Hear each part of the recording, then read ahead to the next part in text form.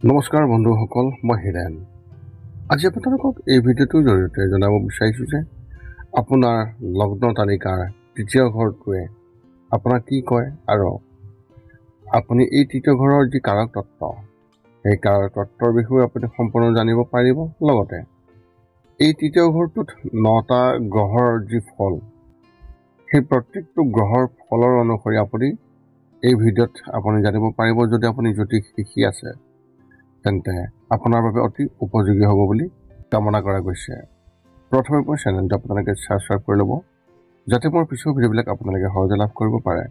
লগতে মোৰ ভিডিঅ' যদি ভাল লাগে তেন্তে লাইক আৰু শ্বেয়াৰ কৰিব, কমেণ্ট কৰি আপোনালোকৰ মনোভাৱ প্ৰকাশ কৰিব। এতিয়া আহোঁ মূল বিষয়লৈ। আজি এই ভিডিঅ'ৰ উদ্দেশ্য হৈছে তৃতীয় ঘৰটোৰ সম্পূৰ্ণ কাৰক তত্ত্বৰ বিষয়ে জ্ঞান আপোনালোকক আগত আগবঢ়োৱা আৰু লগতে 9টা গ্ৰহৰ যি ফল, সেই বিষয়ে আপোনালোকক সম্পূৰ্ণ তথ্য আগবঢ়োৱাৰ ক্ষেত্ৰত এই ভিডিঅ' প্ৰস্তুত কৰা হৈছে। বৈদিক জ্যোতিষত তৃতীয় ঘৰক অতি গুৰুত্বপূৰ্ণ বুলি গণ্য কৰা হয়। এই তৃতীয় ঘৰত শুভ গ্ৰহৰ স্থাপনৰ ফলত সেই ব্যক্তিজনৰ বাবে অতি শুভ ফল পোৱা যায় বুলি গণ্য কৰা হয়। এই ভিডিঅ'টোত আমি কিয় ইমান গুৰুত্ব দিয়া হৈছে তাৰ এই তথ্য আগবঢ়াইছোঁ। ইয়াৰ লগতে আন বহুতো দিশ আছে যাৰ বিষয়ে আমি বিতং তথ্য দিবলৈ ওলাইছোঁ। গতিকে তৃতীয় ঘৰৰ বিষয়ে আপুনি এই ভিডিঅ'টোত জানি লওক।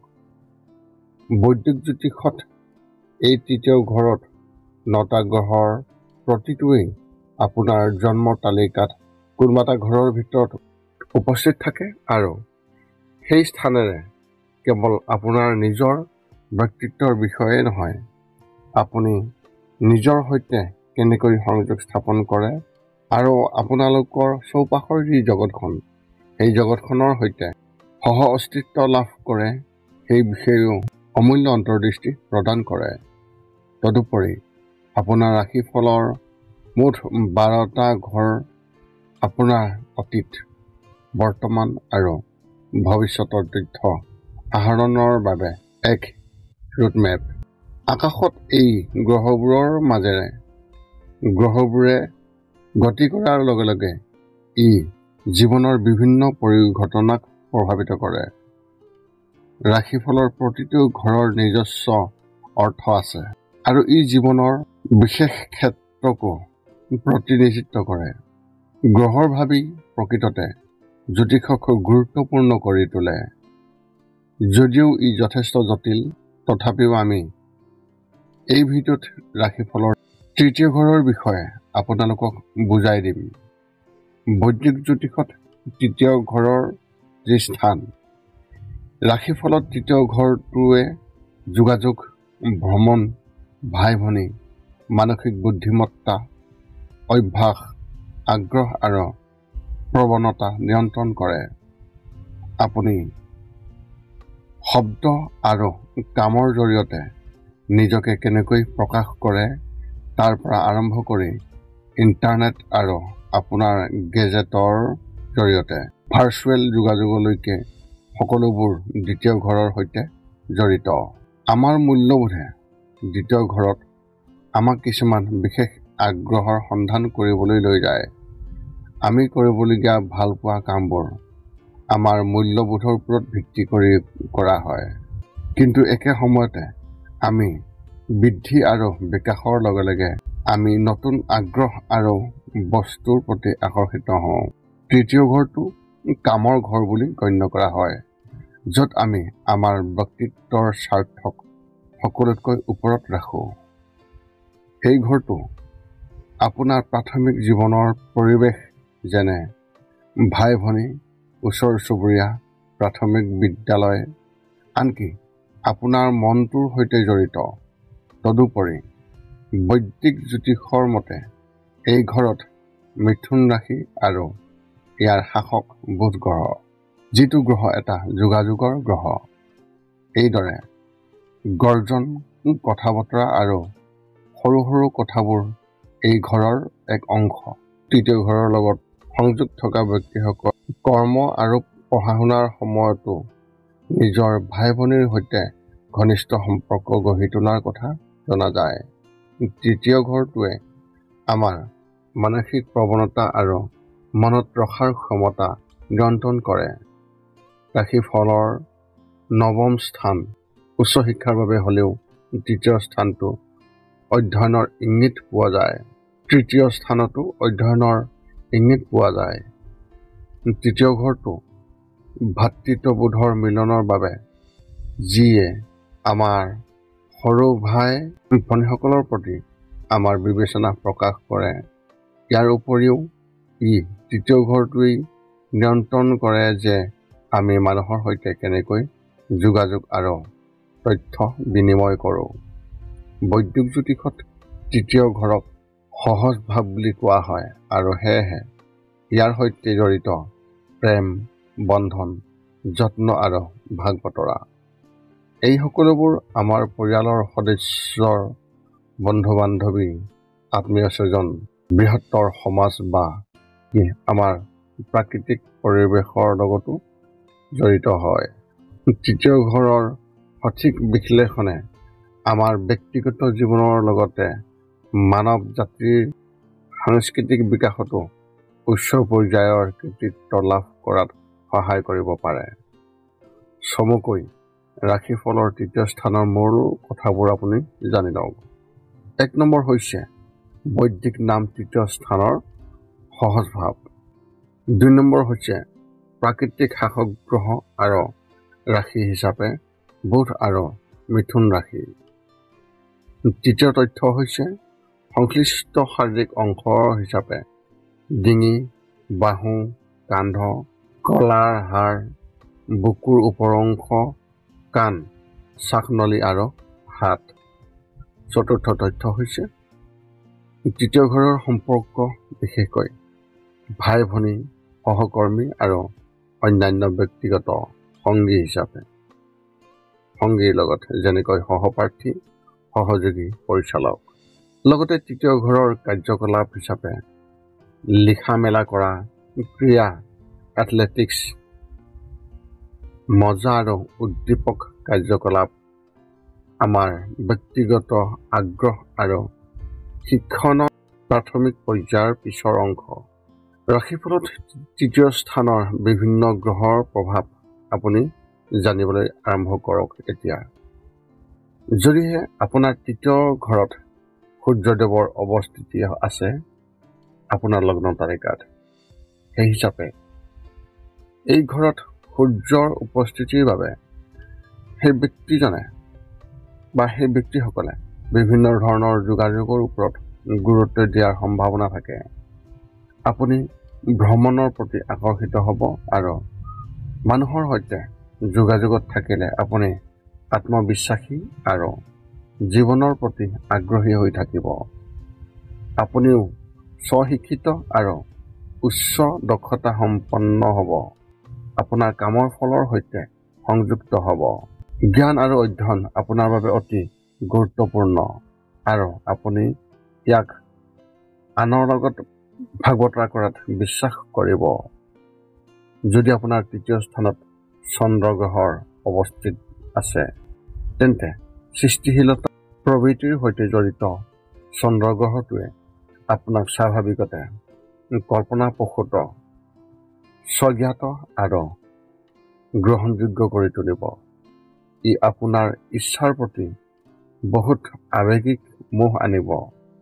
আপুনি মহান মধ্যস্থকাৰীৰ কাৰণে আপুনি আৱেগিক আৰু আনৰ অনুভৱৰ প্ৰতি আগ্ৰহযোগ।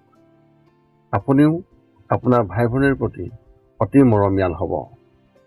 যদি আপোনাৰ তৃতীয় স্থানত বৃহস্পতি অৱস্থিত আছে, তেন্তে বৃহস্পতি গ্ৰহ যেতিয়া তৃতীয় স্থানত থাকিব, তেতিয়া আপোনাৰ মানসিক ক্ষমতা বৃদ্ধি পাব। স্বতঃস্ফূৰ্ত হোৱাটো আপোনাৰ বাবে স্বাভাৱিকতে আহিব।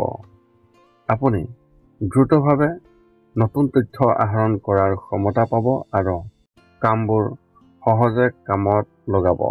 এই ঘৰত বৃহস্পতিদেৱৰ উপস্থিতিয়ে আপোনাৰ প্ৰাথমিক শিক্ষাৰ বাবে উপকাৰী বুলি প্ৰমাণিত হ'ব। আপোনাৰ ভাই ভনী, পৰিয়াল আৰু ওচৰ চুবুৰীয়াৰ লগতে সংঘৰ সৈতে আপোনাৰ আন্তৰিক সম্পৰ্ক থাকিব।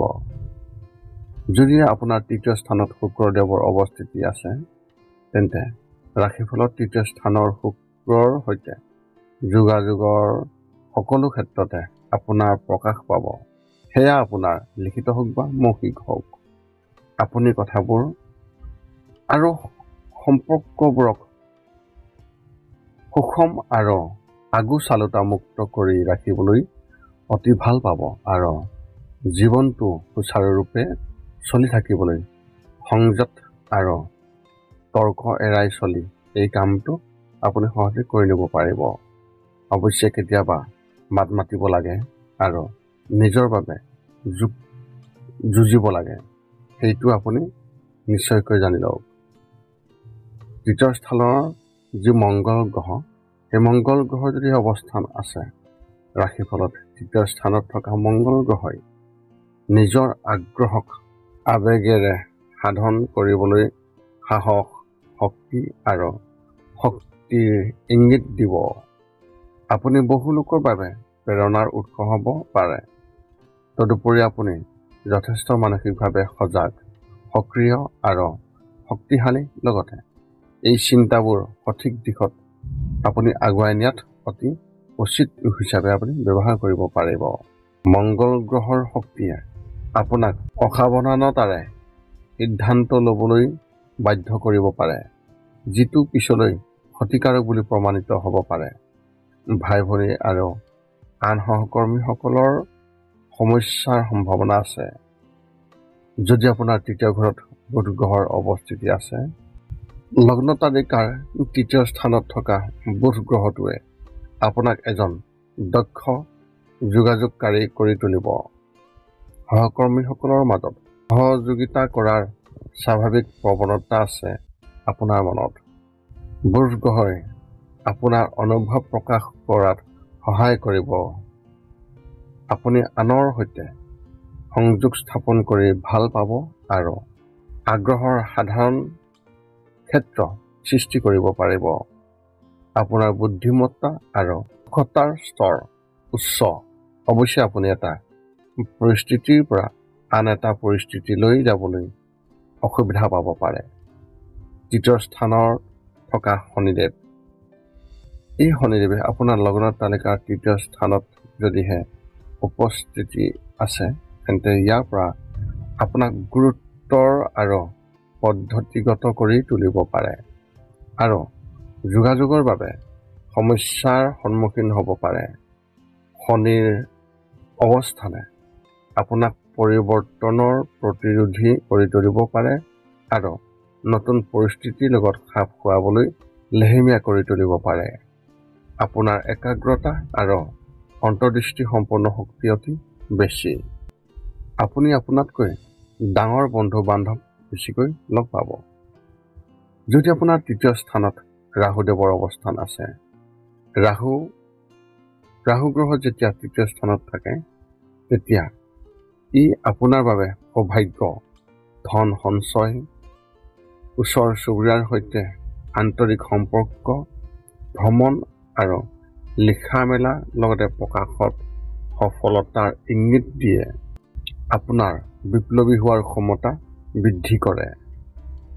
যদি আপোনাৰ তৃতীয় স্থানত কেতু গ্ৰহৰ অৱস্থান আছে, তৃতীয় স্থানত থকা কেতু গ্ৰহৰ ফলস্বৰূপে আপোনাক কৰি তুলিব দক্ষ আৰু তথ্য আয়ৰ ক্ষেত্ৰত অতি লাভৱান কৰি তুলিব। তথাপিও আপুনি নিজকে সন্দেহ কৰিব। আপুনি এনে এজন শিক্ষক বিচাৰিব যিয়ে আপোনাক ব্যক্তিগত স্বাৰ্থ আৰু ব্যক্তিগত শক্তিৰ জগতখনৰ বাহিৰলৈ লৈ যাব। অনুকূল কেতুৱে আপোনাক সাহসী মানুহ কৰি তুলিব। ই আপোনাক দাৰ্শনিক মানসিকতা দিব। তৃতীয় ঘৰত থকা আক্ৰান্ত কেতুৱে আপোনাৰ ভাই ভনীৰ সৈতে লগতে সহকৰ্মী আৰু সহযোগীসকলৰ সৈতে আপোনাৰ সম্পৰ্ক বিনষ্ট কৰিব পাৰে। এই আছিল তৃতীয় ঘৰটোৰ সম্পূৰ্ণ কাৰক তত্ত্ব আৰু নটা গ্ৰহৰ যি অৱস্থান, সেই অৱস্থান অৰ্থাৎ সেই নটা গ্ৰহৰ অৱস্থিতিৰ ফলত আপুনি কেনেধৰণৰ ফলাফল লাভ কৰিব। তাৰে সম্পূৰ্ণ তথ্য আপোনাক এই ভিডিঅ'টোত আগবঢ়ালোঁ। যদি আপোনাৰ মনত এতিয়াও কিবা জ্যোতিষ সম্বন্ধীয় প্ৰশ্ন আছে তেন্তে আপুনি আমাক এই ভিডিঅ'টোৰ তলত কমেণ্ট কৰি আপোনাৰ প্ৰশ্ন অৱগত কৰাওক আৰু আমি আপোনাৰ সকলো প্ৰশ্নৰ উত্তৰ আমি অতি সোনকালে দিবলৈ আমি সকলো সময়তে সাজু আছোঁ। পুনৰ লগ পাম অন্য এটা ভিডিঅ'ত। আজিলৈ ধন্যবাদ।